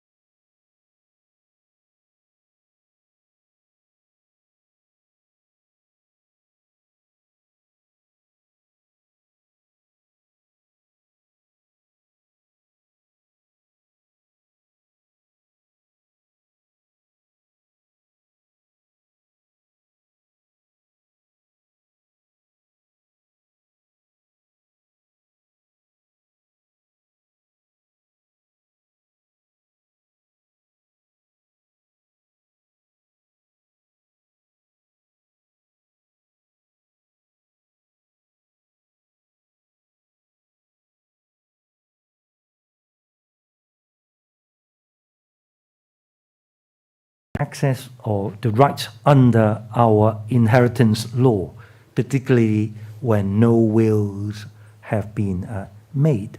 So these are different matters. So one is concerned with status, and the other is concerned with rights. Now, as I said, I wouldn't comment on other people's comments on our judgments. Our judgments speak for themselves. Everyone is free to read the judgments. They're long and lengthy and sometimes use very difficult language, but everyone is free to read the judgments to find out for themselves whether they find the answers that they're looking for or whether they agree with the reasons given. Thank you. 嗰度最單邊嗰位記者，女記者係。CJ 你好，我係法庭線嘅記者。正如頭先 CJ 都提到啦，咁其實過往絕大部分終審法院案件都有一個海外法官參加嘅。咁最近2宗嘅同志平權案呢，都係由本地嘅非常法官參與啦。咁其實而家安排海外法官去審案係咪都有一啲困難呢？咁同埋其實有冇繼續去招募更加多海外法官？招募嘅情況係點樣呢？咁另外咧就係 CJ 都作為終審法院嘅一個成員啦，咁其實有海外法官同埋冇海外法官審案嘅時候，有冇咩分別嘅咧？咁最後一個問題咧就係海外法官嗰個人數最高峰嘅時候有15個啦，咁而家得返6個，咁其實會唔會削弱咗香港喺普通法地區嘅地位咧？唔該。好啊。嗱，第一呢就係你提到國安嘅案件，終審法院啱啱審咗2單案呢，都係本地嘅非常任法官審理啦。我已經講咗啦，就國安嘅案件一定要根據國安法第44條嘅規定，係由指定嘅法官審理嘅。咁所以國安嘅案件，包括終審法院嘅案件嘅法官嘅組合啊，一定要符合國安法裏邊嘅規定。咁呢個係第一樣嘢啦。咁呢個就所以就同我哋招聘海外法官啊冇乜直接關係㗎啦。第二呢，就係究竟審案嗰陣時有海外法官一齊審，同全部清一色本地法官審有冇分別？咁唔同嘅法官一定係有相同有唔同，個法官無論係海外嘅本地嘅，都係有佢嘅法律嘅專長啦，佢有嘅經驗啦，佢嘅背景啦，係咪啊？譬如澳洲嚟嘅法官同英國嚟嘅法官，或者以前我哋有加拿大嘅法官，好明顯佢嘅背景啊都會唔同啊，或者佢經驗啊，佢本地嘅法律嘅傳統都有少少分別。同樣我哋本地嘅法官非常任法官都一樣㗎。每一個法官我哋同佢哋一齊審案嘅時候咧，都係互相嘅裨益，亦都有好多啟發性嘅。咁如果你話有啲泰山北斗咁嘅法官，海外法官，你譬如 Lord Hoffman 啊，或者早幾年過咗身嘅Lord Millett 喺度啊，當我哋其他嘅海外法官都非常絕頂優秀嘅，咁你梗係有啲嘢學到嘅。但係同我哋本地嘅同事審案咧，有好多時都係㗎，因為集思廣益啦，講下係點解你諗到咧？你係咪做 part time 嘅多啲時間諗咧？我哋 full time 太多嘢做咧，特別 CJ 太忙咧，成日要諗好多嘢啦。有啲諗唔到嘅，好多謝佢哋嘅，係非常之好嘅。所以法庭你發覺每個階級越上咧，就越多法官一齊審嘅。呢個係為咗保障嗰個審案入邊，我哋終審審咗就係㗎啦，即係盡量一定要審得啱、審得妥當、諗得長遠㗎。好啦，第3個問題啦，最高峰期16個係咪啊？所以而家就6個海外法官嗱，我都講過㗎啦。嗱，海外法官嗱，我唔會重複我今日長篇論盡啊，喺我個演辭度解釋咗好多㗎啦。嗱，但係我啱啱個題目講咗咧，我哋而家個海外法官咧，唔好講我哋本地嘅非常任法官咧，係完全足夠我哋嘅運作嘅。我都講過1年都係輪唔到一次，有時都唔好意思嘅，因為有時即係太耐都先叫到佢嚟一次。咁有時啲法官又想佢都要有佢嘅工作噶嘛，佢要就佢嘅時間表啊。有時佢係得閒啊，唔得閒啊，佢要嚟啊。咁你知我哋香港有時又好熱噶嘛，大夏天。有時我叫佢嚟大夏天嚟，咁又好辛苦咁啊。咁大家都就嚟就去嘅。但係咧6個係完全足夠。但係咧我哋仍然咧係喺我哋嘅要揾到有適合嘅海外法官嚇，揾到有適合嘅法官，我哋咧會邀請佢嘅。但我個正話嗰個演詞都好直接講嘅，我都唔轉彎抹角嘅。喺而家嘅政治嘅地緣政治嘅環境裏邊咧，請海外法官咧一定冇以前咁順利嘅，唔係話人哋唔想嚟我哋香港法院啊！我哋法院係實在好好嘅，佢哋實際識嘅人。如果唔係你 Lord Hoffman 啊，嗰類話 Lord Newberg 啊，或者我哋澳洲啲法官唔會 join 我哋話繼續留任嘅。呢個我哋自己要唔可以妄自菲薄嘅，而係事實上你唔可以否認咧，而家有好多政治嘅壓力嘅。好多傳媒啦，當然我哋香港傳媒好好啦，係咪？但係外國傳媒，我唔係話佢哋唔好啊，但係咧佢好多報導啊，亦都有好多政治嘅，亦都好多嘢咧，好大嘅壓力嘅，對佢哋本人嚟講，或者啲朋友啊，佢哋啲所有識嘅人，可能俾啲壓力佢哋，所以都要有一定嘅變咗有好多嘅考慮咧，先會嚟到香港做法官嘅。咁呢個咧事實上係複雜化咗個問題。但係我對我哋能夠繼續請到海外嘅法官同埋我哋嘅現任嘅海外法官繼續留任咧，我有合理嘅信心。深啡色呢個女仔係啊。你好啊 ，Now。咁啱啱都有提到話咧，即係會即係準備招聘一啲資深嘅大律師啦。有冇話即係做法官？有冇話即係暫時諗住即係點樣吸引到佢哋加入司法制度咧？同埋其實咧都有提到話，其實而家人手雖然係足夠啦，咁但係都點解都仲要即係請即係呢啲嘅資深大律師去加入呢個司法制度咧？有冇話其實而家成個即係中院係人手係好緊張、好唔夠，所以先至要即係繼續聘請咧？同埋啱啱都有提到啦，即係一國兩制之下。即係要即係保持個基本法同埋國安法下，咁即係中院會點樣去應對即係之後嘅案件啲壓力啊等等咧？嗱資深大律師，我哋邀請佢咧，即係做法官咧。嗱，我哋首先咧講咧，我哋要求嘅數量唔係好多嘅啫。就算我哋成個高等法院資深大律師一定係做高等法院嘅法官啦。嘅人數都唔係好多，我哋唔係需要好多嘅資深大律師。香港都有100幾位資深大律師嘅，要揾適合嘅，又要揾願意嘅做咧，從來都有難度㗎。從來都有難度㗎，呢個唔係香港㗎，外國好多嘅普通法嘅司法官啊，佢都有難度㗎，係咪啊？我哋一定要揾得好嘅，揾得啱嘅。咁揾得好嘅，揾得啱嘅，咁唔係淨係我哋知道好啦，行內都知道好啦。咁人哋都係好忙㗎啦，係咪？好多人揾佢㗎啦，佢工作亦都應該係好有滿足感㗎啦，係咪？亦都好成功㗎啦，或者收入亦都好好㗎啦。無論我哋法官嘅待遇幾優厚啦，比起其他個行業同私人執業嘅都係一定嘅距離啦，係咪？當然做法官無可否認，一定對個人嘅自由啊，對家庭嘅自由一定有啲影響啦，係咪啊？好多嘢都要比較低調少少啦。譬如我哋早幾年都出咗早1-2年都出咗我哋使用嗰個社交媒體嘅指引啦，咁樣。如果你好中意玩 Facebook 嘅，咁你做法官有時都可能有啲影響嘅，或者你屋企人啊都好中意 post 相上去嘅，咁你都未必，或者做咗法官都可能有好多嘅限制。咁呢啲都係客觀嘅原因嚟㗎。呢個亦都唔係淨係香港嘅情況，但係我哋會繼續邀請咧資深大律師嚟做法官嘅。最緊要咧，我知道香港嘅大律師行業裏邊，我自己以前都係大律師啦嚇，有不少嘅人咧，實際對香港係好有心嘅，好愛我哋香港，好願意我哋香港好願意我哋嘅司法制度、法律制度繼續保持我哋司法獨立，繼續保持我哋法治，繼續保持我哋公正公平嘅去審案。好有心呢啲人㗎，明知道做咗法官收入會減少，自由度會減少，好多嘅約制仍然肯做㗎。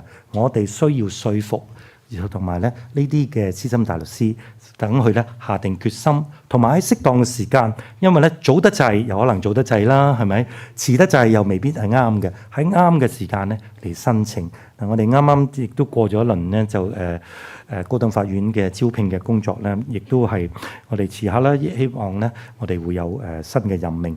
嗱，你問到點解要揾資深大律師咧？咁樣幾個原因嘅。當人手永遠都係我哋要想填補晒所有嘅人手啦，仲有啲咁多空缺。內部當然我哋有好嘅人才升嘅，但係你留意咧，從來都係㗎。特別我哋香港一個好優良嘅傳統嚟㗎。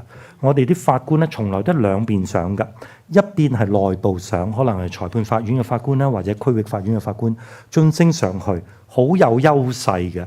因為呢啲人係已經有好長嘅所謂英文嘅 track record 啊，即係佢有好長嘅經歷，大家睇嘅根底啊、審案嘅經驗啊、法庭作為法官個質素啊、個性格啊、嗰個行事嘅效率啦、嗰個忠心啊，都係好好嘅。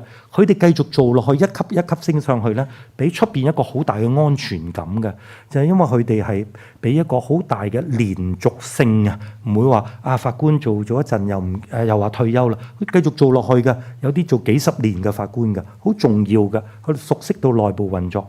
但係我哋從來覺得咧，咁係唔夠嘅，因為如果冇出邊嘅大律師喺經歷實際嘅作為重辯嘅經驗嘅話咧，我哋淨係坐喺高高在上，坐喺個法官嗰個位度咧，可能睇啲嘢太過狹隘嘅，可能睇啲嘢咧太過單方面，唔明白打官司裏邊咧實際好多嘅考慮，律師、大律師、客人、客戶當中，佢實際有好多嘅互動咧，唯有大律師特別資深嘅大律師佢先明，到佢調轉坐咗對面，坐咗法官個位審案嗰陣時咧，呢啲係好寶貴嘅經驗嚟嘅。所以我哋從來咧司法機構咧好着意咧兩邊都請我哋啲法官嘅。咁我當然咧希望我哋兩邊都請得到啦。好啦，第三樣嘢你問我終審法院點樣以後處理呢啲國安嘅案件，咁我唔能夠長篇大論啦。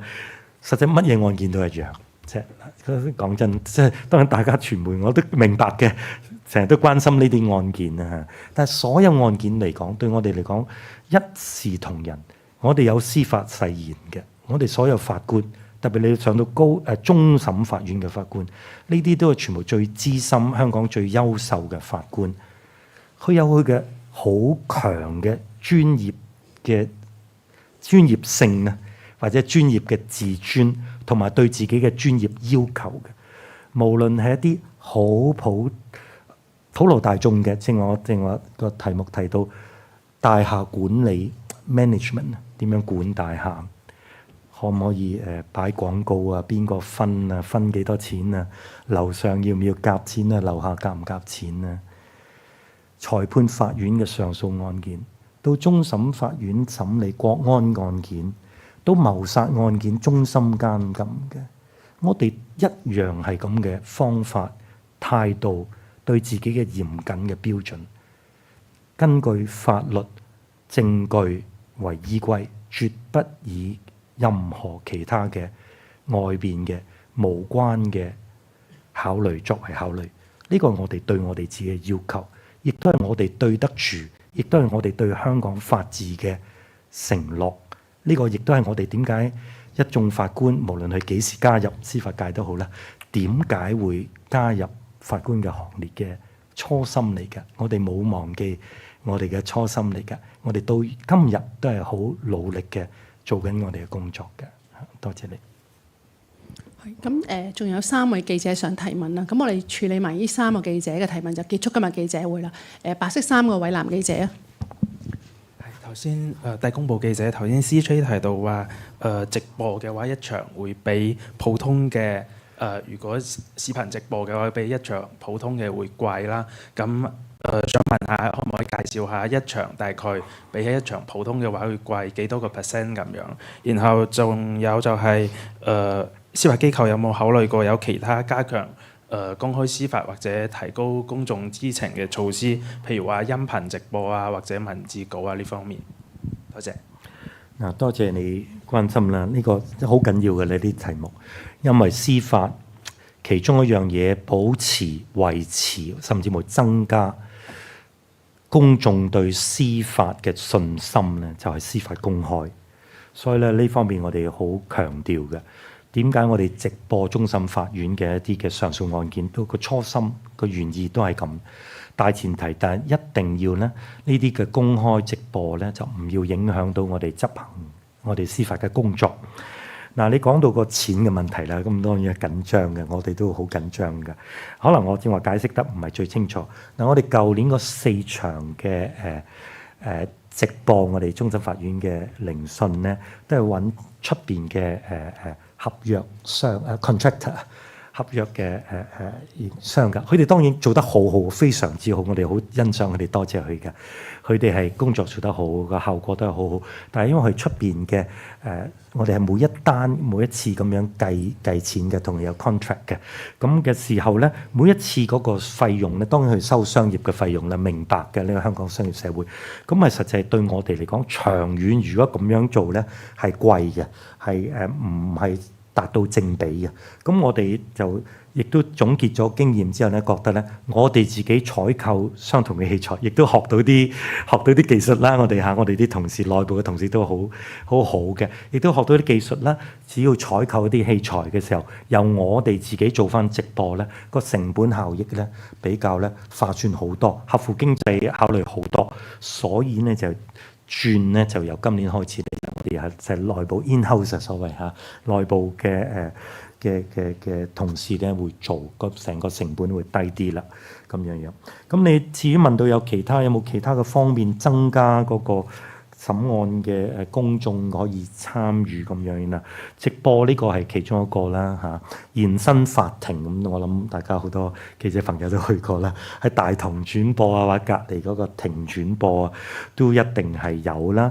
嗱，我哋嘅判案亦都有嗰個判案書，我哋寫得好詳細嘅，明白嘅，普羅大眾未必睇得明白啦，未必有咁嘅心機啦。你睇咗亦都未必明白，亦都冇咁嘅時間睇。我哋咧係將嗰個傳媒嘅撮要啊，中英文都寫咗出嚟嘅。咁呢個咧都係對咧公眾知情係有幫助嘅啦。咁至於但當然我哋亦都有又好其他嘅方式到咧，都唔可以影響到最終我哋係要秉行公義、審案優先。所以有任何嘢影響到我哋，可能影響到我哋司法嘅，譬如話影響到證人嘅俾證據啊，影響到證人嘅表現啊，佢嘅證據嘅公正性啊，冇受到影響啊，冇俾人因為或者佢驚俾人因為認到個樣唔肯做證啊，同樣法律界俾人認為佢幫邊邊或者做代表邊邊，對佢有影響，令到佢擔憂，唔敢喺法庭上暢所欲言嘅為佢當事人嘅無論檢控、申訴或者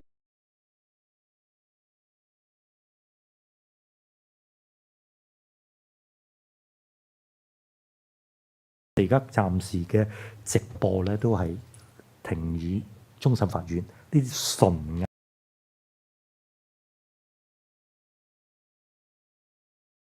增強呢個透明審案透明度呢個措施。呢一位女記者，唔該。Questions from SMP. CJ, are you confident to restore the number of overseas MPJs back to the level before 2020? And would you share how's the recruitment of overseas MPJs so far? What's the biggest challenge in recruiting them? And the final question is, are you worried that the upcoming rulings on some high-profile national security law cases will affect people's perception of the city's rule of law and judiciary independence amid the geopolitical environment? Thank you. Yeah. Thank you for these questions. Now, recruitment of overseas NPJ back to pre-2020 level. Now, that assumes that the pre-2020 level sets a benchmark which we must achieve, or sets a maximum score mark for us to achieve. Now, I do not accept that. If you look at the long history, I stress the word long history of the CFA since its establishment in 1997. For a long period of time, the court operated very successfully, because in those days there were many appeals reaching the Court of Final Appeal, because it was those were early days of the Special Administrative Region. Many legal issues, including constitutional issues, revolving around proper interpretation of many provisions in the Basic Law, which was a new constitutional instrument. Even in those days, the Court of Final Appeal operated extremely successfully and extremely efficiently with a handful of overseas MPJs. So I don't see why we must obsess ourselves with the historical record number of MPJs. Somebody said 16, that we reached it during some years back. In those days, I can tell you that, because I joined the Court of Final Appeal as a permanent judge in 2018. It would take 2, sometimes 3 years for an MPJ to get a slot to come to Hong Kong to sit with us. So I'm not exaggerating. On average, people would need to wait 2 to 3 years to come, and so much so that some would even doubt whether they were appointed to the court just to make good, just for us to keep breaking our own record of the number of MPJs in Hong Kong. And I've just explained that given the rather stable number of appeals heard by the CFA in recent years, the number of 10 MPJs, 6 overseas MPJs plus 4 local MPJs, plus possible appointments of further MPJs in the future would be more than sufficient to allow us to cope with our very steady workload on the court. Now, as regards the recruitment of MPJs, now I will not, given the time, I will not repeat what I have already said in some detail in my speech this afternoon about the recruitment of MPJs, about the geopolitical tensions and their effect on the recruitment of MPJs, and on the pressures and even harassment that some of our current MPJs have faced in recent times, just for being MPJs in Hong Kong.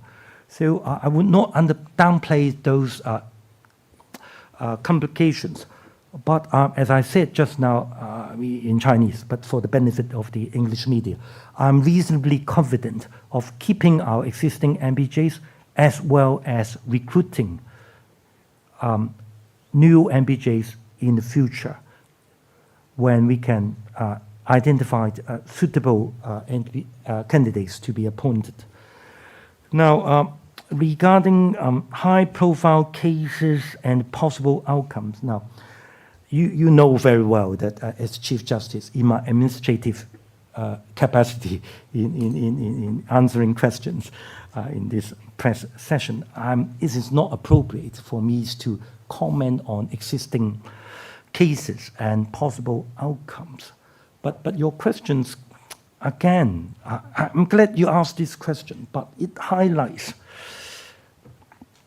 the fact that very often, because of preconceptions, because of people's strong like or dislike about things in our society, for whatever reason, which I will not want to comment on, people lump together many different concepts when they are not causally or logically linked.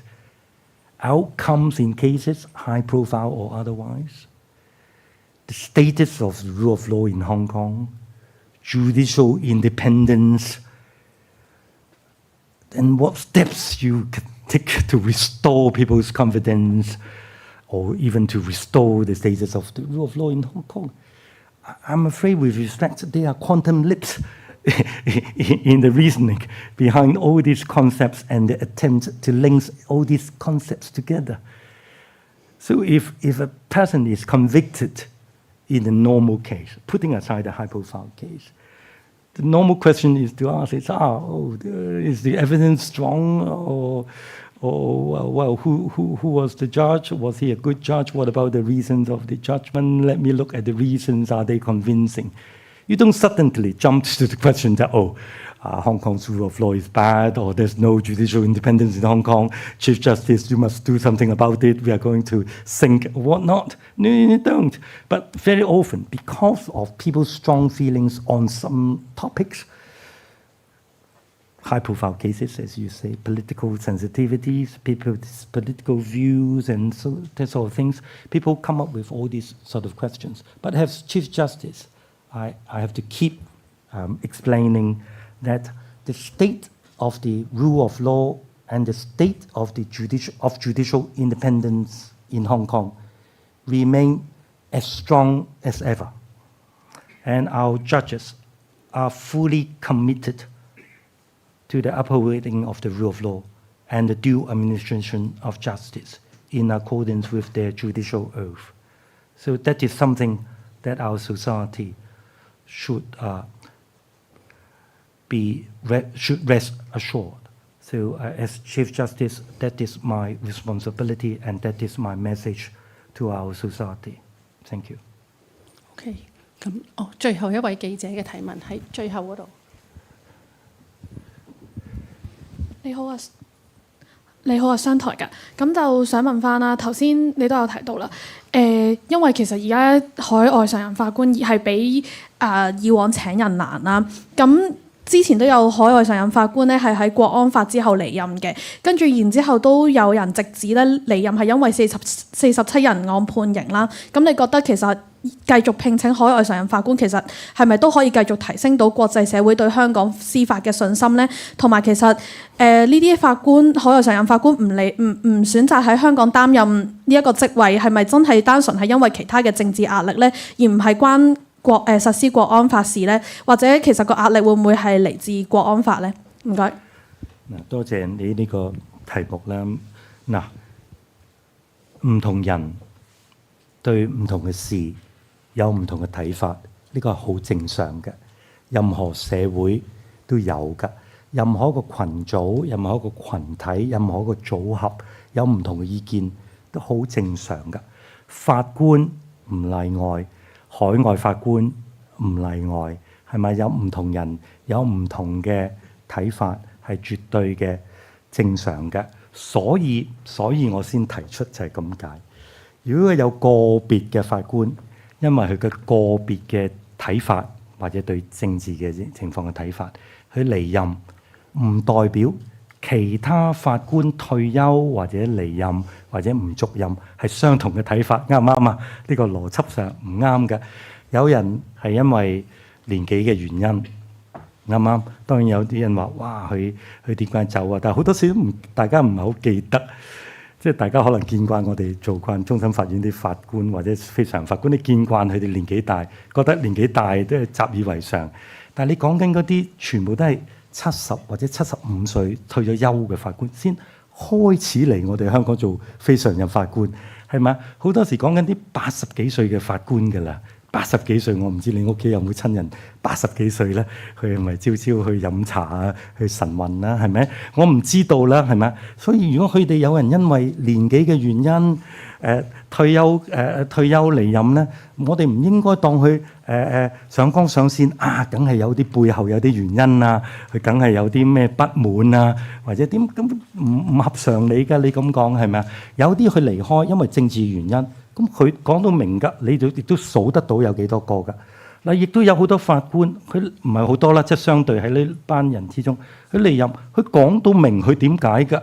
但係好多時我哋明㗎啦，即係大家你有你自己嘅想法或者你想報道嘅嘢啦，好少報道㗎。所以好多個法官走嗰陣時候，佢都話對我哋香港法治、司法獨立，特別特別係對我哋終審法院嘅工作。而呢方面佢哋好有資格講㗎，佢哋係我哋終審法院嘅前任法官嚟㗎嘛。佢話絕對有信心㗎。但係呢方面咧，好多人就聽咗等於冇聽，又或者當佢冇講，又或者當佢係禮貌性咁講。咁我又真係有時唔係幾明㗎，即係邊啲係禮貌性咁講？佢唔係嘅，佢唔係講真嘅，佢冇可能係咁講嘅，佢一定係咁解。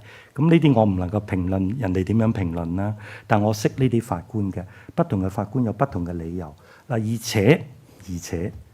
而且亦都有我哋嘅法官繼續留任喎。甚至乎我哋有啲記者都好叻㗎，有時揾到佢哋啲地址啊、電郵啊、電話，揾到佢哋上門㗎喎。即係我唔知你哋揾佢係想去答話我想走啦，定我都係想走。但係好多時佢就得唔到，即係俾個答案就我繼續留任，對香港有信心。咁我覺得呢啲作為平衡報導都應該多啲報導㗎。而且我哋過去嗰幾年，事實上係有聘任新嘅終審法院嘅非常任法官㗎。嗰啲法官事實上佢有嚟，有一位法官又啱啱2月就會嚟嘅啦，係咪？會嚟㗎。咁尤其是你大家都明白，佢要喺外國有個別嘅法官俾人示威嘅喎，呢啲你哋傳媒知過我啦，係咪？未必冇人中意示威㗎，但佢都要嚟，佢都要嚟。你話佢幾相信我哋香港嘅法治，幾相信我哋法庭嘅司法獨立？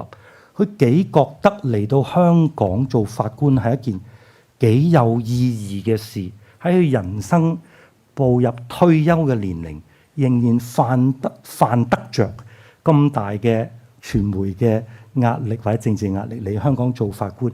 你話佢幾相信嚟香港做法官係一件好榮譽有意義嘅事，所以我哋香港人對我哋自己嘅司法制度，對我哋嘅司法嘅工作，對我哋法院要好有信心，甚至無咧有一個咧好有嘅自信。唯有我哋有呢啲嘅信心同自信嘅時候咧，我絕對相信咧係呢啲海外嘅法官咧一定揾到一啲好適合嘅法官，好公正嚴明，對自己好高要求，亦都對佢參加嘅法院好高要求嘅法官咧，繼續肯嚟我哋香港做非常任嘅法官嘅。我對呢方面咧，好似我今晚第3次講啦，係咪啊？有合理嘅信心嘅。多謝大家。係記者會到呢度結束啦，咁多謝大家。